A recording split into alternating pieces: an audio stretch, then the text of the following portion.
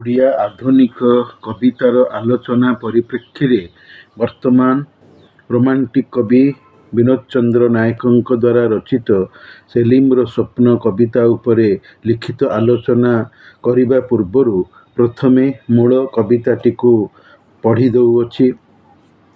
Madagascar ଲବଙ୍ଗ କ୍ଷେତେ ଆଦ୍ୟ ଆଷାଢ଼ ବାରି ଆଲ୍ଲା ମେହେରବାନୀ ସମ ଝରି ପଡ଼େ ଲୋହିତ ସାଗରେ ମୌସୁମୀ ବାୟୁ ଝଡ଼ ସୃଷ୍ଟି କରେ।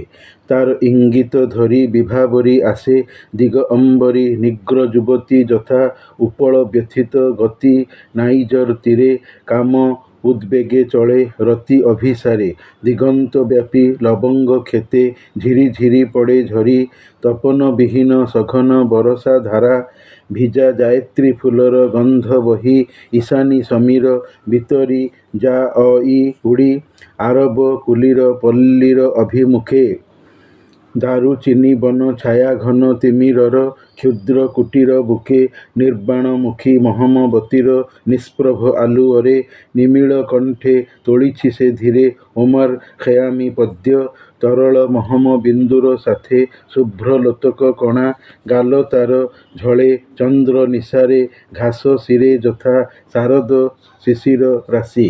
ବାସ୍ରା ନିକଟୁ ବାଗଦାଦ ଯାଏ ଆରବୀୟ ମରୁ ଦେଇ ଉଷ୍ଟ୍ର ବଣିକ ଦଳ ଗଲେ ନେଇ ଗୋଲମରିଚର ପଣ୍ୟ କ୍ଷୁଦ୍ର ଗୋଟିଏ ମରୁଦ୍ୱୀପ ଦେଖେ ବାମେ ଘନ ଛାୟା ଘେରା ଖଜୁର ଦ୍ରାକ୍ଷା ବନେ ସେଇ ମରୁଦ୍ୱୀପେ ଘଞ୍ଚ କୁଞ୍ଜ ତଳେ ରଚିଥିଲା ସେଇ ଶତ ଶୈଶବ ଖେଳା ଛୋଟ ବଂଶୀଟି ଲଗାଇ ଓଷ୍ଠ ପୁଟେ ତୋଳିଥିଲା କେତେ ଛନ୍ଦହୀନ ସୁର ଜାହାନ୍ନାରା ତାର ଲୋଲୁପ ହାତଟି ତୋଳି ବଂଶୀଟି ନେଇ ଅପାର କୌତୂହଳେ କହିଥିଲା ସେଲିମ ଆଉଥରେ କୁହ ଭାଇ ହାରୁନ ଉଲ ରସିଦ ରଜାପୁଅଟିର ଗପ ପ୍ରାଇମେରୀ କେଉଁ ପୁସ୍ତକେ ପଢ଼ା ହାରୁନ ଅଲ ରସିଦ ଗପ ମେଷପାଳକର କନ୍ୟା ଅମିନାର ପ୍ରେମ ସେଲିମ କହଇ ଗୋଟି ଗୋଟି କରି ସବୁ ଶତଥର କୁହା ସେଇ ଯେ ପୁରୁଣା ଗପ ଜାହାନ୍ନାରାର ଆଖିରେ ଜମଇ ପାଣି ସୁଏଜର ଅଜଣା ପାହାଡ଼ ଉହାଡ଼େ ସନ୍ଧ୍ୟା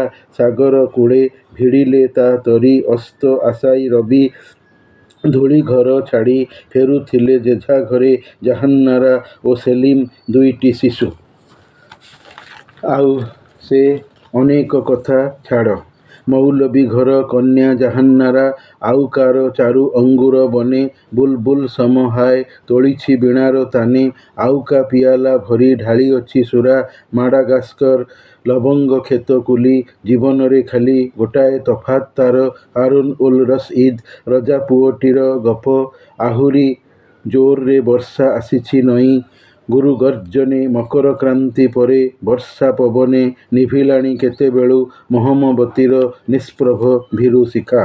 କବିତାଟିର ପୂର୍ବାଭାଷ ପ୍ରେମରୁ ସମ୍ପର୍କର ପ୍ରତିଷ୍ଠା ହୋଇଥାଏ ଚିହ୍ନା ଜଣାରୁ ଭଲ ପାଇବା ଭଲ ପାଇବାରୁ ସମ୍ବନ୍ଧ ଜୀବନରେ ଆସେ ମନର ମେଳ ପ୍ରେମ ଉତ୍ପତ୍ତିର ମୂଳ ମନ ନ ମିଶିଲେ ପ୍ରେମ ହୋଇ ନଥାଏ ଜୀବନରେ ଦେଖା ଦେଇ ନଥାଏ ପ୍ରେମ ସମ୍ପର୍କକୁ ବୃଦ୍ଧି କରେ ଏବଂ ସେଇ ପ୍ରେମ ସମ୍ପର୍କ ବି ଛିନ୍ନ କରେ ମନ୍ଦ କାମକୁ କରାଏ ମଣିଷ ଜଣକୁ ପ୍ରେମ କରୁଥିବା ବେଳେ ଯଦି ଆଉ ଜଣକୁ ପ୍ରେମ କରି ବସେ ତେବେ ଦୁଇ ନାବରେ ଗୋଡ଼ ଦେଇ ହୋଇ ନଥିବା ଭଳି ତ୍ରିକୋଣୀୟ ପ୍ରେମର ପ୍ରତିଷ୍ଠା ହୋଇପାରେନା ତେଣୁ ପ୍ରେମ ବି ଜଟିଳ ବ୍ୟାପାର ଜୀବନରେ ଉତ୍ପନ୍ନ କରେ ସୁତରାଂ ପ୍ରେମ ସହଜ ବ୍ୟାପାର କଦାପି ନୁହେଁ।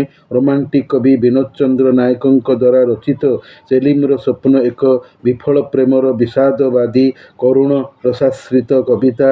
ପ୍ରେମରେ ମନର ଭୂମିକା ବଡ଼ ଗୁରୁତ୍ୱପୂର୍ଣ୍ଣ ପ୍ରେମ ଓ ବିବାହ ସମ୍ପୂର୍ଣ୍ଣ ଭିନ୍ନ କଥା ବିବାହ ପ୍ରେମ ବ୍ୟାପାର ଭଳି ମନର ଅପର ସ୍ୱୀକୃତି ପ୍ରେମ କରୁଛି ବା କରୁଥିଲା ବୋଲି ଯେ ବିବାହ କରିବ ପରିଣୟ ସୂତ୍ରରେ ଆବଦ୍ଧ ହେବ ଏହାର ସଠିକତା ଜୀବନରେ କିଛି ନାହିଁ ଏଇମିତି ଅନୁକ୍ରମ ସେଲିମର ସ୍ୱପ୍ନ କବିତାରେ ରହିଅଛି। ପଦ୍ମଶ୍ରୀ ଡକ୍ଟର ସଚ୍ଚିଦାନନ୍ଦ ରାଉତରାୟଙ୍କ ରଚିତ ମାଟିର ତାଜ ଗଳ୍ପରେ ମଧ୍ୟ ଏଇଭଳି ଏକ ଅବସ୍ଥିତି ରହିଛି। ଅମିନା ଓ ମଦନା ଦୁହେଁ ପିଲାଟି ବେଳୁ ପଡ଼ୋଶୀ ଓ ପରିଚିତ ଥାଇକି ବି ଧର୍ମ ବାଡ଼ ବା ପ୍ରତିବନ୍ଧକ ହୋଇ ଠିଆ ହେବାରୁ ଦୁହେଁ ବିବାହ ପରସ୍ପରକୁ କରିପାରି ନଥିଲେ ସେହିପରି ବିନୋଦଙ୍କର ସେଲିମ୍ର ସ୍ୱପ୍ନ କବିତାରେ ସେଲିମ୍ ଓ ଜାହାନ୍ନାରା ଗୋଟିଏ ଜାତି ଗୋଟିଏ ଧର୍ମର ଲୋକ ଏବଂ ଦୁହେଁ ଶୈଶବରୁ ନେଇ ଯୌବନ ବୟସ ପର୍ଯ୍ୟନ୍ତ ପରିଚିତ ଓ ପ୍ରେମିକ ପ୍ରେମିକା ଥିଲେ ବି ଜାହାନ୍ନାରା ପରିବାର ଓ ତାର ମୌଲବୀ ବାପା ହୋଇପାରେ, ଏପରିକି ଜାହାନ୍ନାରା ନିଜେ ବି ହୋଇପାରେ। ସେଲିମ୍କୁ ବୋଧେ ଇଚ୍ଛା କରିନଥିଲେ ବିବାହ କରିବା ପାଇଁ, ତେଣୁକରି ସେଲିମ୍ ବିବାହ କରିପାରି ନଥିଲା।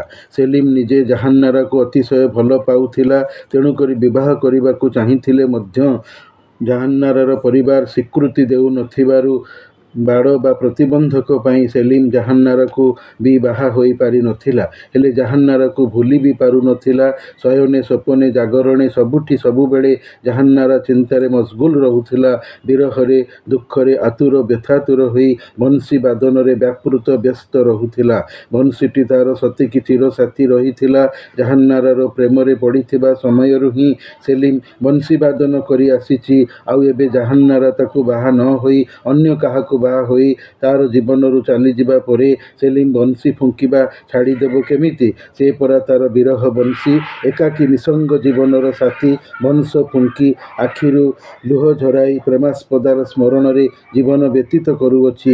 କବିତାଟିକୁ ପଢ଼ିଲେ ହୃଦୟ ଦ୍ରବୀଭୂତ ହୋଇଯାଏ। ସେଲିମ୍ ଚରିତ୍ର ପାଇଁ ସମ୍ବେଦନଶୀଳ ପାଠକ ଆଖି ଅଶ୍ରୁ ସଜଳ ହୋଇପଡ଼େ। କବିତାର 5ଟି ଛୋଟ ଛୋଟ ଭାଗ ସେଲିମ୍ ଓ ଜାହାନ୍ନାରାର ପ୍ରେମିକ ପ୍ରେମିକା ଜୀବନର ଗାଥାକୁ ସାଙ୍କେତିକ ତଥା ସୂଚନାତ୍ମକ ଢଙ୍ଗରେ କବି କହିଛନ୍ତି। କିଛି ଅନାବଶ୍ୟକ କଥା କବିତାରେ ଧସେଇ ପଶିଛି। ନ କହି ବରଂ ସେଲିମ୍ ତଥା ଜାହାନ୍ନାରାର ଜୀବନ ବୃତ୍ତାନ୍ତକୁ ଆଉ ଟିକେ ବଢ଼େଇ ସ୍ପଷ୍ଟ କରି କହିଥିଲେ ଭଲ ଲାଗିଥାନ୍ତା। ତଥାପି କବିଙ୍କର ଇଚ୍ଛାରେ ପାଠକର ହସ୍ତକ୍ଷେପ ନଥାଏ। ଆସିବ ବା କୁଆଡ଼ୁ? ତାଙ୍କର ଯାହା ଯେମିତି ଇଚ୍ଛାରେ ସେ କବିତା ଲେଖିବେ ନା, ପାଠକର ମନକୁ ଚାହିଁକି ତ ନୁହେଁ। ତଥାପି କବିତାଟିକୁ ବାରମ୍ବାର ପଢ଼ିବାକୁ ଭଲ ଲାଗିବ। ବୌଦ୍ଧିକତା ଏବଂ ଦୁର୍ବୋଧ୍ୟତା ସାମାନ୍ୟତମ ହୋଇ କବିତାରେ ଅଛି, ବୁଝିବାରେ କଷ୍ଟକରତା ଆଣେ। କବିତାର ବିଷୟବସ୍ତୁ କବି କବିତାରେ ବିଦେଶ ଦେଶ ଆରବ ମରୁଭୂମିର ପରିବେଶର ପୃଷ୍ଠଭୂମିରେ କବିତା କାହାଣୀ ରଖିଥିଲେ ବି ତାହା ମଣିଷର ଚିରନ୍ତନ ଜୀବନ ଚିତ୍ର ଦେଖାଏ। ବିଦେଶରେ ହେଉ କିମ୍ବା ସ୍ୱଦେଶରେ ମାନବ ଜୀବନର ମୂଳ ବା ମୌଳିକ ଅବସ୍ଥିତି ରହିଥିଲେ କବିତାର ଶାଶ୍ୱତ ମୂଲ୍ୟବୋଧ ଅକ୍ଷୁର୍ଣ୍ଣ ରହିବ। ଅନନ୍ତ ପ୍ରସାଦ ପଣ୍ଡାଙ୍କର ମଣିଷ ନାମକ ଗଳ୍ପରେ ସୁରେଶ ଓ ସୁରଭି ହିନ୍ଦୁ ଓ ଖ୍ରୀଷ୍ଟିଆନ ଦୁଇ ଭିନ୍ନ ଧର୍ମର ଥାଇ ବି ପ୍ରେମ କରିଛନ୍ତି, ପରସ୍ପରକୁ ଭଲ ପାଇଛନ୍ତି ଏବଂ ଶେଷରେ ବିବାହ ବି କରିଛନ୍ତି। ପାରିବାରିକ ବିରୋଧ ସତ୍ତ୍ୱେ ଜଣେ ପରିବାର କହିଲା ହିନ୍ଦୁ ହେବ, ଆଉ ଜଣେ ପରିବାର କହିଲା ଖ୍ରୀଷ୍ଟିଆନ ହେବ। ହେଲେ ଉଚ୍ଚ ଶିକ୍ଷିତ ଦୁଇ ଡାକ୍ତରୀ ଛାତ୍ରଛାତ୍ରୀ ଡାକ୍ତର ହୋଇ ନିଜର ଆତ୍ମାର କଥା ମାନି ମଣିଷ ଧର୍ମରେ ଦୀକ୍ଷିତ ହୋଇ ପରିଣୟ ସୂତ୍ରରେ ବାନ୍ଧି ହୋଇଛନ୍ତି। ହେଲେ ସେଲିମ୍ର ସ୍ୱପ୍ନ ସମଧର୍ମୀୟ ଥାଇକି ବି ବିବାହ ଅସମ୍ଭବ ହୋଇ ରହିଯାଇଛି। କେବଳ କରୁଣ ରସର ମୂର୍ଚ୍ଛନା ବା ସ୍ୱର ଶୁଣାଏ। ସଂକ୍ଷେପଣ ବା ସିନ୍ଥେସିସ୍ ରୀତିରେ କବିତାଟି ମାନବ ଜୀବନର ସମ୍ୟକ୍ ସମାଲୋଚନା ହୋଇଅଛି। କବି ବିନୋଦ ବହୁ ପଠିତବ୍ୟ ବ୍ୟକ୍ତି ଥାଇ କବିତାର ରଚିତ ବିଷୟକୁ ଉଭୟ ସ୍ୱଦେଶୀୟ ବେଶିକରି ବିଦେଶୀୟ ପ୍ରସ୍ତାବନା ଛାଞ୍ଚରେ ଢାଳିଛନ୍ତି। ମାଡାଗାସ୍କର ସ୍ଥାନର ଲବଙ୍ଗ କ୍ଷେତରେ ଆଷାଢ଼ ମାସର ପ୍ରଥମ ବର୍ଷା ବର୍ଷି ଯାଇଛି ଠିକ୍ ଆଲ୍ଲାହ ବା ଖୋଦାଙ୍କର ଦୟା କରୁଣାର ନମୁନା ଦେଖାଏ। ଆଲ୍ଲାହ ନାମ ଉଚ୍ଚାରଣ କରିବାର ଅର୍ଥ କବିତାର ଚରିତ୍ର ଦୁଇ ମୁସଲମାନ ଅଟନ୍ତି। ବର୍ଷା ହେବା ଆଲ୍ଲାହର କରୁଣାର ନମୁନାର କାରଣ। ଗ୍ରୀଷ୍ମର କଷ୍ଟ ସାମାନ୍ୟ ଲାଘବ ହେଲା, ଥଣ୍ଡା ଲାଗିଲା, ମହୀ ଶୀତଳ ହେଲା। ଲୋହିତ ସାଗରରେ ମୌସୁମୀ ବାୟୁ ପ୍ରବାହ ପ୍ରଭାବରେ ପ୍ରକୃତିରେ ବର୍ଷା ତାଣ୍ଡବ ଝଡ଼ ସୃଷ୍ଟି କରିଥିଲା। ଏହା ପୁଣି ସେଲିମ୍ର ଜୀବନର ଝଡ଼। ଯେହେତୁ ସେ ତାର ପ୍ରେମିକା ଜାହାନ୍ନାରାକୁ ବାହା ହୋଇ ପାରିନାହିଁ, ଝଡ଼ ରାତିରେ ସୃଷ୍ଟି ହୋଇଥିଲା। ସେଲିମ୍ର ଜୀବନରେ ଅନ୍ଧାର ଛାଇ ଯାଇଥିଲା। ଲଙ୍ଗଳା ଥିବା ଆକାଶକୁ ଲୁଗା କରି ପିନ୍ଧିଥିବା ନିଗ୍ରୋ ଯୁବତୀ ଯେମିତି ନାଇଜର ନଦୀର ପଥର ଗୋଡ଼ି ଶଯ୍ୟାରେ ଉପତ୍ୟକାରେ ଚାଲିଥିଲା। ନାୟକ ପ୍ରେମିକ ଦୋସର ସହିତ ଶରୀର ସଙ୍ଗମ କରିବାର ବ୍ୟଗ୍ରତା ବ୍ୟସ୍ତତା ମନରେ ରଖି ଦୂର ଦୂରକୁ ଲବଙ୍ଗ କ୍ଷେତ ଚାଷଜମି ବ୍ୟାପି ଯାଇଅଛି। ଲବଙ୍ଗ ଏକ ସୁଗନ୍ଧିତ ଦ୍ରବ୍ୟ। ପ୍ରେମ ଓ ଯୌନତା ଠିକ୍ ଜୀବନର ସୌଗନ୍ଧିକ। ଏହା ସୂଚାଇଛନ୍ତି ଲବଙ୍ଗ ଶବ୍ଦ ଦ୍ୱାରା କବି। ସେହି ଚାଷ ଜମିରେ ଝିପି ଝିପି ହୋଇ ବର୍ଷା ହେଉଅଛି। ଆକାଶରେ ସୂର୍ଯ୍ୟାଲୋକ ନାହିଁ। କଳାହାଣ୍ଡିଆ ମେଘର ବର୍ଷାପାତ। ଜାଇତ୍ରୀ ଜାଇଫଳ ଅପର ସୁଗନ୍ଧିତ ରନ୍ଧନ ଦ୍ରବ୍ୟ। ଯାହାକି ବିରିୟାନୀରେ ପଡ଼ିଥାଏ। ସେହି ଫୁଲର ବାସ୍ନା ପବନରେ ଅଛି। ବର୍ଷାରେ ଓଦା ହୋଇଯାଇଛି। ଈଶାନୀ ବା ଜୋରରେ ପବନ ବହୁଛି। ଆରବ ଦେଶରେ ବି କୁଟୀର ବସ୍ତି ଗାଁ ଅଛି। ସେହି ଦିଗକୁ ପବନ ପ୍ରବାହିତ ହେଉଛି। ଡାଲଚିନି ଚାଷ ହୋଇଥିବା ବଣ ଘଞ୍ଚ ଅନ୍ଧାର ଛାୟା ଘେରା ହୋଇଅଛି। ଛୋଟ କୁଡ଼ିଆ ଘରେ ସରି ଆସୁଥିବା ମହମବତୀର ସ୍ତିମିତ ଆଲୁଅରେ ରହି ଦୁଃଖ ଦରଦୀ ଧୀର ସ୍ୱରରେ ଓମର ଖୟାମଙ୍କ ସାଏରୀ ବୋଲୁଛି, ଗାଉଛି ସେଲିମ। ମହମବତୀ ତରଳି ଯେମିତି ପାଣି ବୋହୁଛି, ସେମିତି ସେଲିମର ଆଖିରୁ ଲୁହ ବୋହୁଛି, ଅର୍ଥାତ୍ ସେ କାନ୍ଦୁଛି। ସେଇ ଲୁହ ଗାଲ ଦେଇ ବୋହିଯାଉଛି। ଶୀତ ମାସରେ ଯେମିତି ଘାସରେ ଶିଶିର କାକର ବିନ୍ଦୁ ଥାଏ। କବିଙ୍କର ସୂକ୍ଷ୍ମ ପର୍ଯ୍ୟବେକ୍ଷଣ ଶକ୍ତି ସତରେ ଚମତ୍କାର। ଉପମା ପ୍ରଦାନ ଶୈଳୀ ମନମୁଗ୍ଧକର। ଆରବ ଦେଶ ବଣିଜ ବେପାରର ଇରାକର ବାସ୍ରା ସହରରୁ ବାଗଦାଦ ଦେଇ ଓଟରେ ଚଢ଼ି ମରୁଭୂମିର ରାସ୍ତାରେ ବେପାରୀମାନଙ୍କର ଦଳ ଯାଉଛି। ଛୋଟ ଗୋଟିଏ ମରୁଦ୍ୱୀପ ବାମ ପାର୍ଶ୍ୱରେ ଅଛି। ଖଜୁରୀ ଅଙ୍ଗୁର ବଣରେ ଭର୍ତ୍ତି। ସେଇଠି ଘଞ୍ଚ ଜଙ୍ଗଲ ମରୁ ଉପତ୍ୟକାରେ ସେଲିମ ତାର ଶୈଶବର ଅନେକ ବର୍ଷ ଅତିବାହିତ କରିଥିଲା। ଛୋଟ ବଂଶୀରେ ବାଦ୍ୟ ବଜାଇ ସାଥିରେ ତାର ପ୍ରେମିକା ଜାହାନ୍ନାରା ଥିଲା। ଜାହାନ୍ନାରା ସେଲିମର ଗୋରା ନରମ ଲୋଭନୀୟ ହାତଟିକୁ ଧରିଥିଲା। ବଂଶୀଟିକୁ ନିଜ ହାତରେ ବି ଧରି ଖୁସି ହେଉଥିଲା। ସେଲିମ ତାକୁ ରାଜା ହାରୁନ ଅଲ ରସିଦଙ୍କ ସହିତ ମେଷପାଳକର ଝିଅ ଅମିନାର ପ୍ରେମ କାହାଣୀକୁ ଅନେକ ଥର ଶୁଣାଇଥିଲା। ତଥାପି ଜାହାନ୍ନାରା ବାରମ୍ବାର ସେହି ପ୍ରେମ କାହାଣୀଟିକୁ ସେଲିମଠାରୁ ଶୁଣିବାକୁ ଚାହୁଁଥିଲା। ଯେହେତୁ ସେ ବି ସେଲିମକୁ ଭଲ ପାଉଥିଲା। ମାଟିର ତାଜ ଗପରେ ବି ଅମିନା ମଦନା ଦୁହେଁ ଗାଁରେ ରହୁଥିବା ଫକୀର ବୁଢ଼ାଠାରୁ ଆରବ୍ୟ କାହାଣୀ ଶୁଣି ଶୁଣି ସେହି ଦେଶକୁ ଯିବାର ଚାହୁଁଥିଲା ଅମିନା। ପ୍ରାଥମିକ ଶ୍ରେଣୀରେ ପଢ଼ୁଥିବା ବେଳେ ସେଲିମ ହାରୁନ ଅଲ ରସିଦଙ୍କ ଗପ ପଢ଼ିଥିଲା। ଜାହାନ୍ନାରାର ଇଚ୍ଛା ପାଇଁ ସେଲିମ ବି ବାରମ୍ବାର ସେହି ଗପକୁ ତାକୁ ଶୁଣାଉଥିଲା। ସେଲିମକୁ ଜାହାନ୍ନାରା ଭାଇ ବୋଲି ଡାକୁଥିଲା। ଗପ ଶୁଣି ଜାହାନ୍ନାରା କାନ୍ଦି ପକାଉଥିଲା। ସୁଏଜ କେନାଲର ପାହାଡ଼ ଆଢ଼ୁଆଳରେ ସୂର୍ଯ୍ୟ ବୁଡ଼ିଯାଇ ସନ୍ଧ୍ୟାକୁ ଡାକରା ଦେଉଥିବା ବେଳେ ଧୂଳିଘର ଖେଳ ଛାଡ଼ି ସେଲିମ ଓ ଜାହାନ୍ନାରା ଶିଶୁ ଦୁଇଟି ଯିଏ ଯାହାର ଘରକୁ ଫେରିଯାଆନ୍ତି।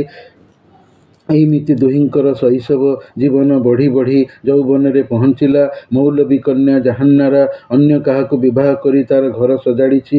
ସୁନ୍ଦର ଅଙ୍ଗୁର ବଣ ମଧ୍ୟରେ ସତେକି ବୁଲବୁଲ ପକ୍ଷୀଟିଏ ହୋଇ ଜୀବନର ବୀଣା ବଜାଇଅଛି। ଆଉ କା ପିଆଲା ଭରି ଢାଳୁଅଛି ସୁରା। ମାଡାଗାସ୍କର ଲବଙ୍ଗ କ୍ଷେତର କୁଲି। ଜୀବନରେ ଖାଲି ଗୋଟାଏ ତଫାତ୍ ତାର ହାରୁନ ଅଲ ରସିଦ ରଜା ପୁଅଟିର ଗପ। ଆହୁରି ଜୋରରେ ବର୍ଷା ଆସିଛି ନଈ ଗୁରୁ ଗର୍ଜନେ ମକର କ୍ରାନ୍ତି ପରେ। ବର୍ଷା ପବନେ ନିଭିଲାଣି କେତେବେଳୁ ମହମବତୀର ନିଷ୍ପ୍ରଭ ଭୀରୁ ଶିଖା। କବି କବିତାର ଶେଷ ଆଡ଼କୁ କବିତାକୁ ଯେତିକି ବେଦନାର୍ତ୍ତ ଅଶ୍ରୁସଜଳ କରାଇଛନ୍ତି, ସମାପ୍ତି ସେହି ଅନୁପାତରେ ତୀର୍ଯ୍ୟକ୍ ବୌଦ୍ଧିକ ରସାଣିତ ହୋଇଅଛି। କଥାରେ ଅଛି, ମାନବ ବାଞ୍ଛଇ ମାଧବ କରଇ, ମ୍ୟାନ ପ୍ରପୋଜେସ୍ ଗଡ୍ ଡିସ୍ପୋଜେସ୍। ନିଶ୍ଚିତ ପକ୍ଷେ ସେଲିମର ଜୀବନରେ ତାର ପ୍ରେମିକା ପ୍ରେମାସ୍ପଦା ନଥିଲା। ତାକୁ ବିବାହ କରି ତାର ବିବି ହୋଇ ଆସିବାର ଗୃହମଣ୍ଡନ କରିବାକୁ ତାର ଭାଗ୍ୟରେ ନଥିଲା। ଜାହାନ୍ନାରା ମଧ୍ୟ ସେହି ଏକା ଆରବ ପଲ୍ଲୀର ଅନ୍ୟ କୁଲି ଘରର ମୌଲବୀ କନ୍ୟା ଝିଅ ଥିଲା। ପ୍ରେମିକାକୁ ଯିଏ ଅଜସ୍ର ଭଲ ପାଉଥିଲା, ତାରି ଇଚ୍ଛାରେ ନିଜକୁ ଚଳାଉଥିଲା, ତାରି ସ୍ୱପ୍ନ ଦେଖାରେ ବିଭୋର ହୋଇଯାଉଥିଲା। ସତରେ ନିଷ୍ଠୁର ପ୍ରେମିକା ସେଲିମକୁ ମହମବତୀ ଭଳି ସାରା ଜୀବନ କାନ୍ଦିବାକୁ ଏକୁଟିଆ ଛାଡ଼ି ଚାଲିଗଲା। ଆରବ ପଲ୍ଲୀର କୁଲି ବସ୍ତି ବାସିନ୍ଦା ସେଲିମର ଜୀବନ ବର୍ତ୍ତମାନ ଅମା ଅନ୍ଧାର। ଇଂରାଜୀ କବି ପର୍ସି ବାଇସି ସେଲି ଯେଉଁ କହିଛନ୍ତି, our sweetest songs are those that tells saddest thoughts, ଅର୍ଥାତ୍ ଆମର ସେହି ସଙ୍ଗୀତ ଗୁଡ଼ିକ ମହାନ ଯାହାକି ଆମକୁ ଦୁଃଖାଭିଭୂତ କରେ। ବାସ୍ତବିକ ସେଲିମର ସ୍ୱପ୍ନ କବିତାଟି ସତରେ ଉଚ୍ଚକୋଟୀର ବୌଦ୍ଧିକ ଦୁର୍ବୋଧ୍ୟ ଚାରୁଶୀଳ ରଚନା। ନିଗ୍ର ଯୁବତୀର ରତିକାଙ୍କ୍ଷିଣୀ ଅଧୀରାପଣ ପରୋକ୍ଷରେ ସେଲିମକୁ କହୁଛି, ଇଙ୍ଗିତ କରୁଛି, ବିଦ୍ରୂପ କରୁଛି, ଦେଖରେ ହତଭାଗା, ତୁ ତୋର ପ୍ରେମିକାକୁ ଜୀବନରେ ପାଇଲୁ ନାହିଁ। ତୋର ଜୀବନରେ ତେଣୁ ଉପଭୋଗରୁ ହେଲୁ ଚିରବଞ୍ଚିତ।